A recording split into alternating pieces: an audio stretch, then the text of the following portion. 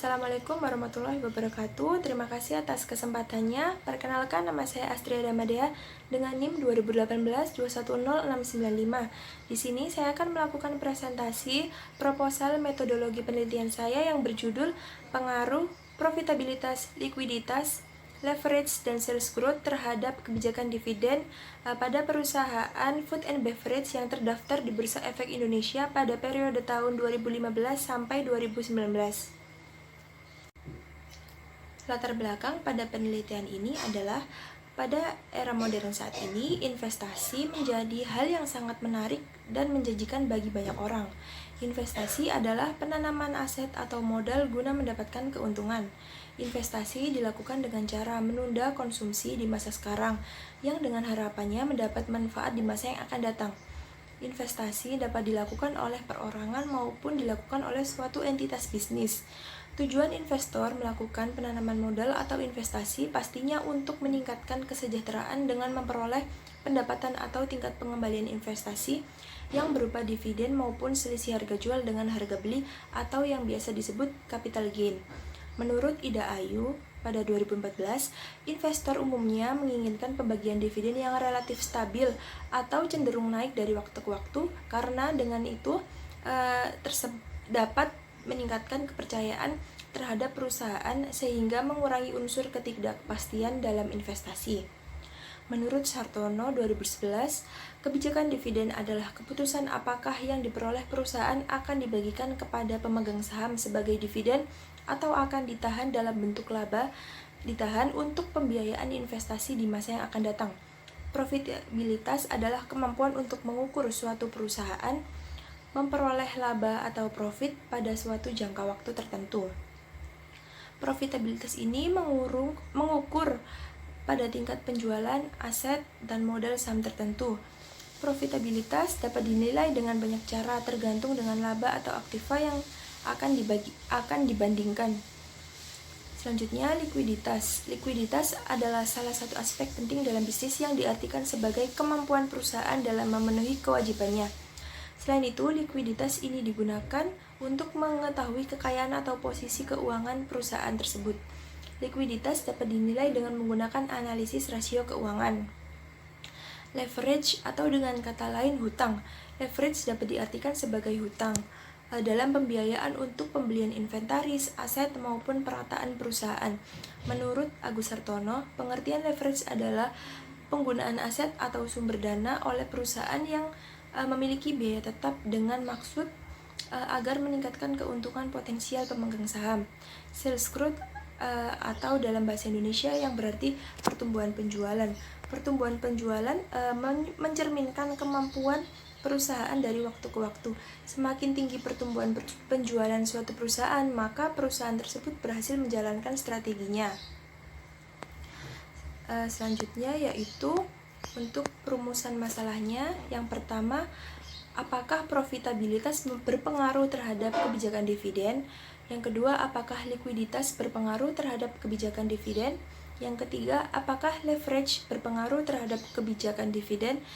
Yang keempat, apakah sales growth berpengaruh terhadap kebijakan dividen? Selanjutnya untuk tujuan penelitiannya, yaitu yang pertama, menguji pengaruh profitabilitas terhadap kebijakan dividen. Yang kedua, menguji pengaruh likuiditas terhadap kebijakan dividen. Yang ketiga, menguji pengaruh leverage terhadap kebijakan dividen. Yang keempat, menguji pengaruh sales growth terhadap kebijakan dividen. Selanjutnya yaitu kerangka pemikiran. Penelitian ini dilakukan untuk mencari bukti empiris tentang pengaruh profitabilitas, likuiditas, leverage, dan sales growth terhadap kebijakan dividen dengan menyusun kerangka pemikiran sebagai berikut. Profitabilitas, likuiditas, leverage, dan sales growth memiliki pengaruh terhadap kebijakan dividen. Selanjutnya yaitu hipotesis penelitian. Berdasarkan uraian yang dijelaskan sebelumnya, peneliti mengambil hipotesis sebagai berikut. H1. Profitabilitas berpengaruh positif signifikan terhadap kebijakan dividen pada perusahaan food and beverage yang terdaftar di Bursa Efek Indonesia. H2. Likuiditas berpengaruh positif signifikan terhadap kebijakan dividen pada perusahaan food and beverage yang terdaftar di Bursa Efek Indonesia. H3, leverage berpengaruh positif terhadap kebijakan dividen pada perusahaan food and beverage yang terdaftar di Bursa Efek Indonesia. H4, sales growth berpengaruh negatif tidak signifikan terhadap kebijakan dividen pada perusahaan food and beverage yang terdaftar di Bursa Efek Indonesia.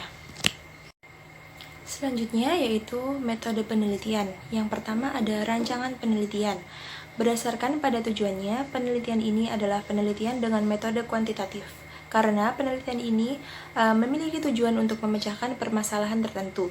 Berdasarkan jenis penelitian tersebut, berkaitan dengan tingkatannya. Penelitian ini merupakan pengujian hipotesis karena penelitian ini menjelaskan pengaruh yang ada antara 4 faktor yaitu profitabilitas, likuiditas, leverage, dan sales growth sebagai variabel independen terhadap kebijakan dividen sebagai variabel dependen. Selanjutnya, berdasarkan metode pengumpulan datanya, penelitian ini menggunakan data sekunder karena penelitian ini nantinya akan menggunakan pengumpulan data berupa dokumentasi dan annual report yang akan didapat langsung dari Bursa Efek Indonesia dalam periode waktu 2015 sampai 2019. Yang selanjutnya yaitu batasan penelitian.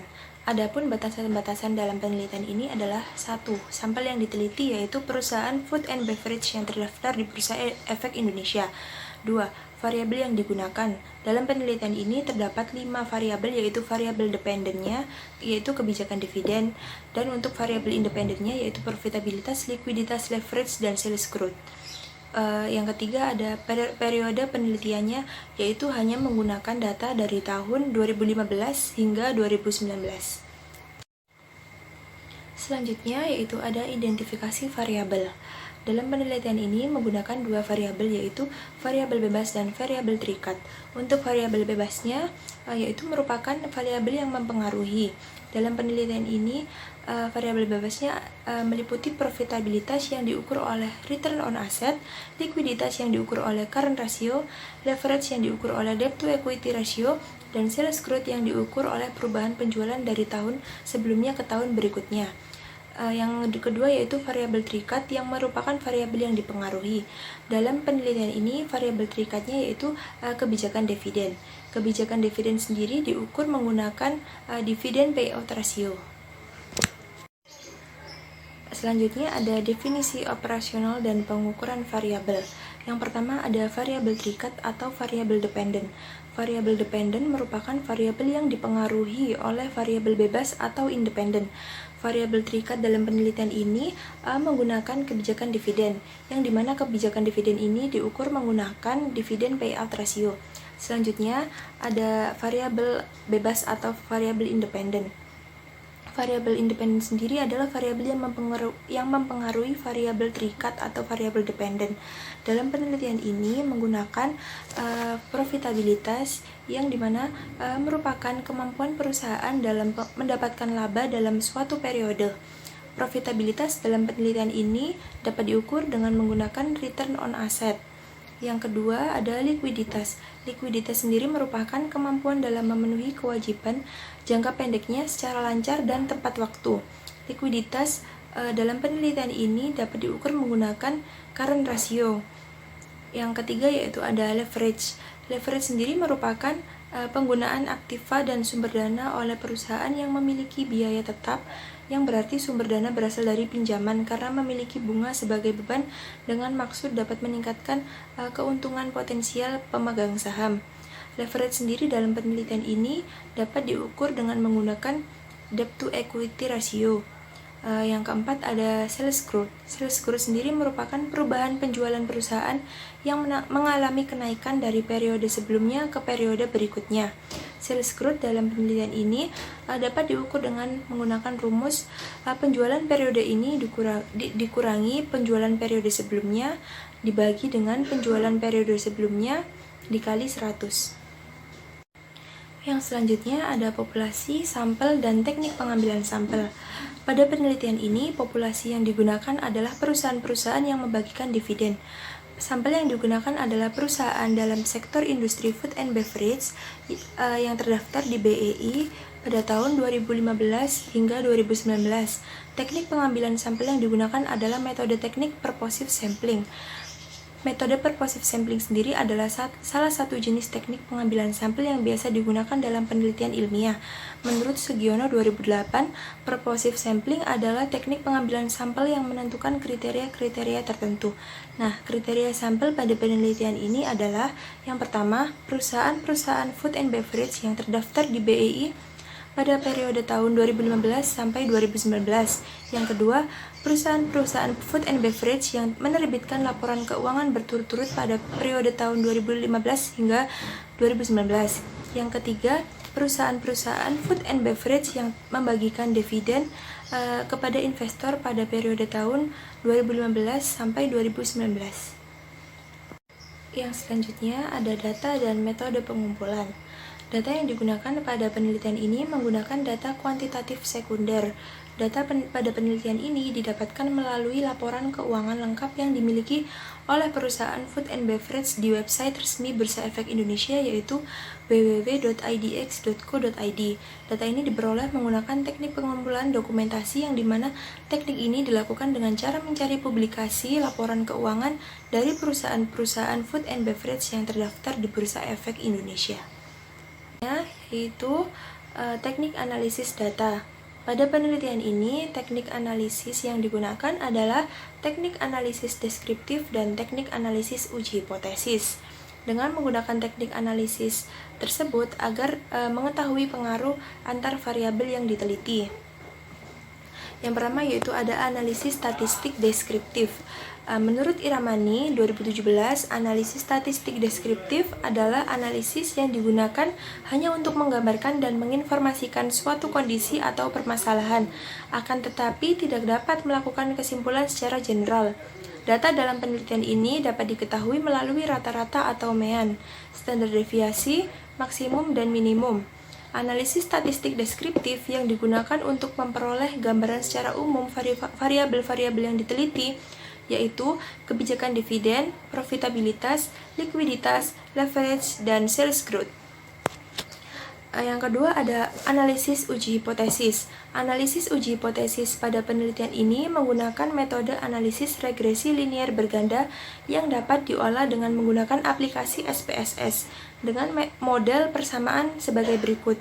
DPR sama dengan beta 0 ditambah beta 1 ROA ditambah beta 2 CR ditambah beta 3 DER ditambah beta 4 SG ditambah E.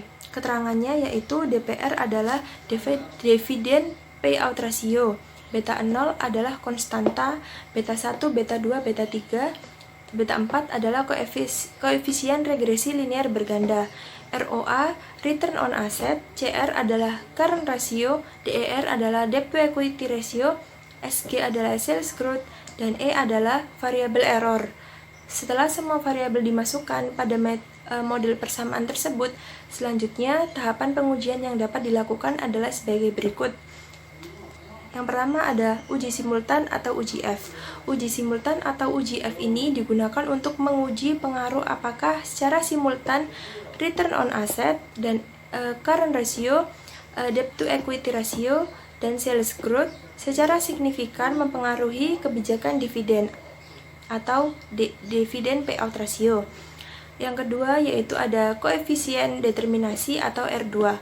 Koefisien determinasi digunakan untuk mengetahui seberapa besar kemampuan model regresi dalam menjelaskan variabel terikat atau dependen atau profitabilitas, likuiditas, leverage, dan sales growth. Nilai koefisien determinasi adalah antara 0 dan 1. Jika semakin besar nilai R2, maka semakin baik juga kemampuan profitabilitas, likuiditas, leverage, dan sales growth dalam menjelaskan perubahan kebijakan dividen. Apabila semakin kecil R2, maka semakin terbatas pula kemampuan profitabilitas, likuiditas, leverage, dan sales growth dalam menjelaskan perubahan kebijakan dividen. Yang ketiga ada uji parsial atau uji T. Uji parsial atau uji T digunakan untuk menguji apakah secara parsial return on asset dan current ratio, debt to equity ratio, dan sales growth secara signifikan mempengaruhi kebijakan dividen atau dividen payout ratio. Yang keempat ada koefisien determinasi parsial atau R2 pada return on asset, current ratio, debt to equity ratio, dan sales growth. Koefisien determinasi parsial digunakan untuk menjelaskan seberapa besar kemampuan variabel independen secara parsial dalam mempengaruhi variabel dependen. Nilai R2 adalah berada antara 0 dan 1. Semakin besar nilai R2, maka semakin besar pula pengaruh return on asset dan current ratio, debt to equity ratio, dan sales growth secara parsial terhadap perubahan kebijakan dividen. Apabila nilai R2 semakin kecil, maka semakin kecil pula pengaruh return on asset, current ratio, debt to equity ratio, dan sales growth secara parsial terhadap perubahan variabel kebijakan dividen. Terima kasih, mohon maaf apabila ada salah kata. Wassalamualaikum warahmatullahi wabarakatuh.